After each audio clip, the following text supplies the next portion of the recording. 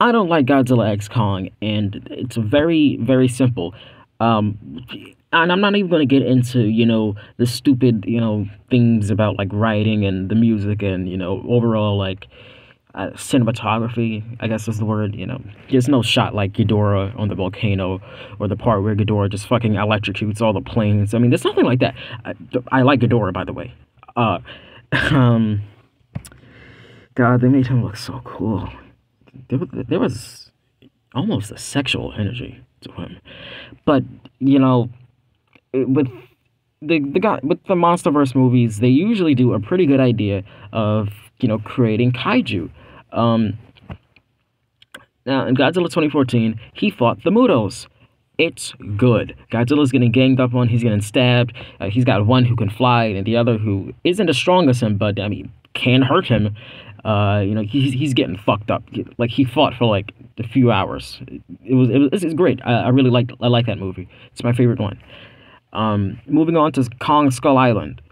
The drama here comes from Kong versus the Skullcrawlers. Now, Kong is stronger than them, but they are more nimble since they don't have legs. They just have like a snake tail attached to, a lizard's like front like part. It's great.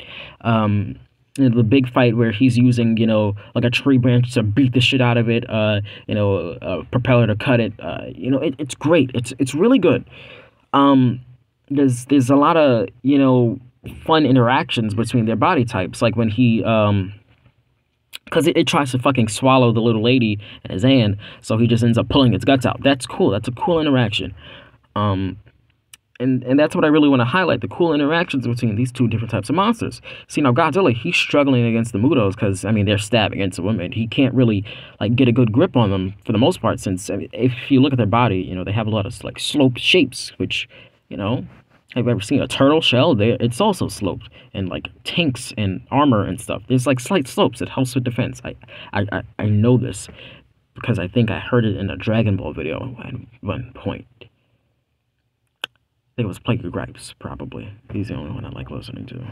But ignoring that, let's move on to King of the Monsters. Now there are no new original monsters in this movie.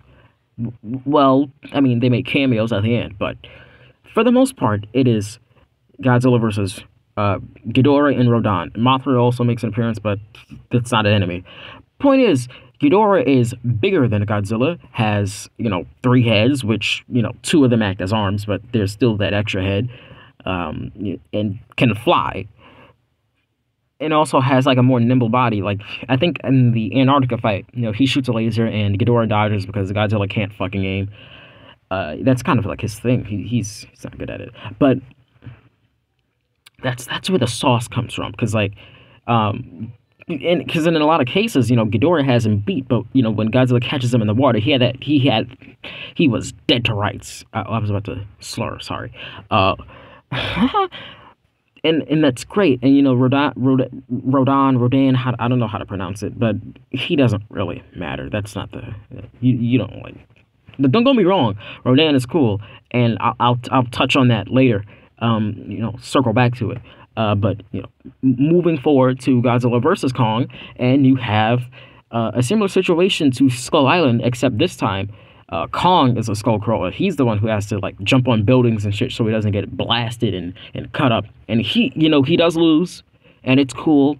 And even before that, there's a fight where he's trying to avoid staying in the water because Godzilla can fucking swim. And it's just a bad situation. He's chained down on a boat. It's a really great scene. A lot of human elements like the chains and the boats that add to the, the variety, the drama. That's what creates a good action scene, which is missing in Godzilla X Kong, because a lot of it takes place in the Hollow Earth, which means that there's nothing fucking happening.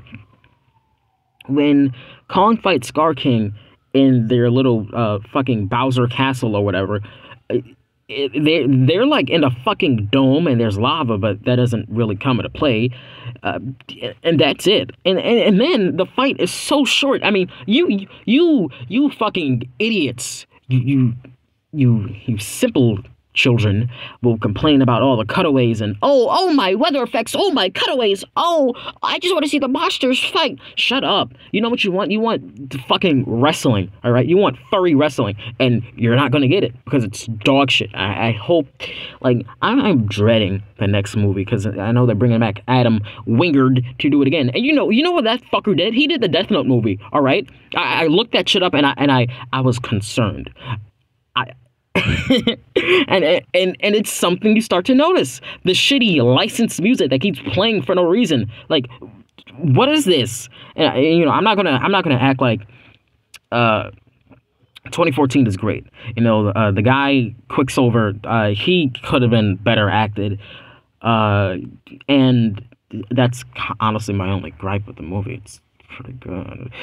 But King of the Monsters had just awful human characters. But damn, it handled the monsters well. They sounded amazing. Rodan, whatever however you say his name. He has these like cool little like clicking sounds or whatever, because I think they like just recorded a bunch of bird noises, and he sounds just great. Like the whole scene where he comes out of a volcano, it's amazing. There's like a whole video on why it's so good. And Ghidorah has this like weird like or something. I don't know what it is, but it almost sounds like an electric guitar. And I just like it. I really do. And I think Scar King has like a he has a roar with like some like I don't know how to describe it, like rings or whatever. It's like I don't know. It's something like that, but like deeper, obviously. And Shimo, I don't remember how Shimo sounds because let's get into it. Scar King and Shimo are dog shit. Scar King is physically weaker and about as agile as Kong. So what's the sauce here? Where does it come from? The weapon usage, okay, but they cut that short, and they don't really put him in a situation where that's like clever. I mean, he's Scar King, so what if what if Kong is just getting outsmarted the whole time? No, you didn't do that. So what was the point? What was the point of Scar King? He goes out like a bitch. He's a fraud, all right? My friend, he told me Scar King is a fraud immediately, and we both went to see the movie at the same time. We're in the theater. He told me he's a fraud, and I didn't think he'd be so correct, but he was dead on the money, right on the money. And then Shimo's here, and immediately Shimo isn't just, white Godzilla. Shimo is just a weird dog thing that shoots lasers, and I don't care. What were they thinking? This is fucking awful.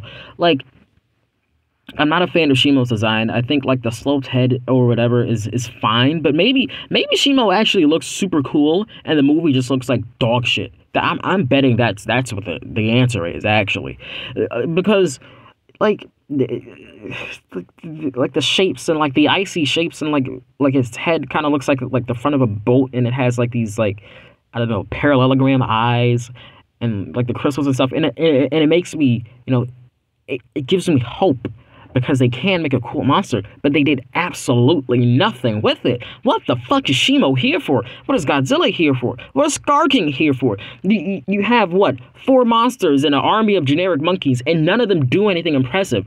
Like, oh, we threw a building and then he punched it. Okay, that's kind of cool. I'm not gonna lie, that's cool. But what else? Like, the whole fight on the reel was fucking dumb. Why were they there? Like, was King of the Monsters that fucking terrifying? Did it do that poorly that you couldn't bother adding like a blizzard during the fight? Like, that would probably look cool. But no, you didn't do that. Godzilla's just there shooting lasers and stuff, and the choreography of the fight, I don't know. Like, I know they're not supposed to be working together like super tightly, but it just felt like things were happening. Like, you could call it chaotic. Yeah, it's chaotic because it's bad, because there's no sense of order, there's no sense of style or swag to it. And I'm going to be so fair to you. I'm going to be honest with you. Yes, the fucking DVD release of Godzilla 2014 was fucked up and it was dark and you couldn't see things. But that's not that much of a problem. I genuinely think you might be blind if you can't see that movie like 9 times out of 10. I can make things out, all right? And I technically do wear glasses, okay? Yes, Skull Island has awful awful human characters that just like take away from the aspect of being in this cool wild area. But they're not that bad. Skull Island is the second best movie. Yes, King of the Monsters has awful people. Yes, I never watched GBK in its entirety. That's my dirty secret. Like, I don't know how that movie starts, but I just saw the fight on the boat and in Hong Kong, and I really like those two. But I do know that it does like have like Millie Bobby Brown in it and that big black guy, so I don't want to watch it because I know they're gonna fucking annoy me. And I also just don't like Wingard's style of direction. I don't like the way he uses music. I just like the neon lights. It was fine because it kept them well lit during a scene that is at night with two animals that are black. So for that reason, I accept it. But like, why is God? Oh, would you look at that? Godzilla's pink, and all the Hollow Earth energy is also pink and blue and neon. Like, yeah, I can tell you have a fetish for fucking vaporwave shit. Oh my God. Okay, but next part, the sounds. I touched on this earlier with Rodan. They say Rodan in Bayonetta, so that's what I'm thinking of. I'm thinking of him. And so I'll keep saying Rodan, even though Rodan is how I'd say it, because that's just how I say Anne. I don't say on. Lady on. I say Lady Anne. All right. Okay. I don't. Yeah, the sound design is just worse. There's no like. When people say that Godzilla is barely in some of the movies, I wonder what they meant by this, because that's not the sole decider of whether or not the movie is good. Godzilla has less than 10 minutes of screen time in 2014, in which, as I stated again, saying this again for the millionth time, is my favorite one. But that movie keeps things interesting by giving us suspenseful scenes with the beginning of the movie, finding the fucking like egg or whatever, or in like just everything with Walter White is just great, because you're just trying to figure out what's going on here, and then you just see like all these things happening and building up, and then you finally get the confrontation. But at the same time, they're also the human soldiers are on a mission, because they can't fight any of these. They're losers. They're out of the depth.